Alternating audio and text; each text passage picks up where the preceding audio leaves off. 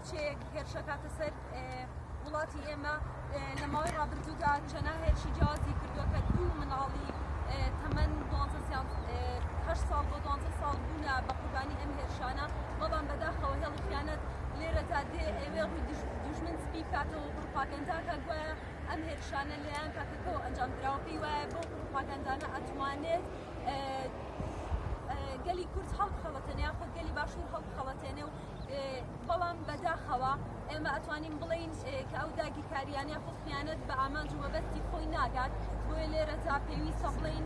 کە ئێمە هەموو یەکگرت و یەکدەستین بەرامبەر ئەو هێرش و داگیرکاریانە هیچ کات بێدەنگ نابین لێرەدا کە شوێنی ئیدانەکردنی شەڕی ناوخۆیە وەک ئەزانین کە شەڕی ناوخۆیی چ زەرەر و زیانێکی بە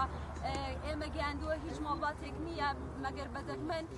قوربانیەکی شەڕی ناوخۆی نەبێ ئێمە نامانەی دووبارە لێرەدا شەڕی ناوخۆ دەست پێ بکاتەوە و برا ببێتە هۆی کوشتنی براکەی خۆی کە لە پێناو دوژمنە لە بەرەوەی دوژمن هەمیشە ئەوێ ڕێگاکی جیاز بگرێتە دەست بۆ داگیرکردنی وڵاتێکی تر بەتایبەت بۆ خەڵکی باشووری کوردستان کە چەندەها ڕێگەی جیازی بەکارهێنا بۆ هێرشکردنە سەر خەڵکی باشووری کوردستان لێرەدا دووبارە ئەڵێن وەکو هەر کاتێکی باشوور و وەکو گەنجان لە بەرامبەر ئەو هێرش و داگیرکاریانە بێدەنگ نابین هەتا ئەو کاتەی پێویستە ئێمە لە دژی داگیرکەرەوە سینەوە و هەڵدەستی خۆمان دەرەبڕین. The Turkish invasion by sending weapons and money to the Turkish military. We understand clearly why they do so. The capitalist industry in Europe needs control and access to the energy resources of the Middle East. Capitalism is always ready to sacrifice lives for profit and power. The European Union should stop closing their eyes in front of the massacre,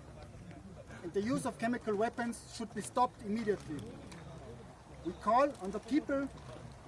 peoples to defend the human rights and those who struggle for a better world and a future for all.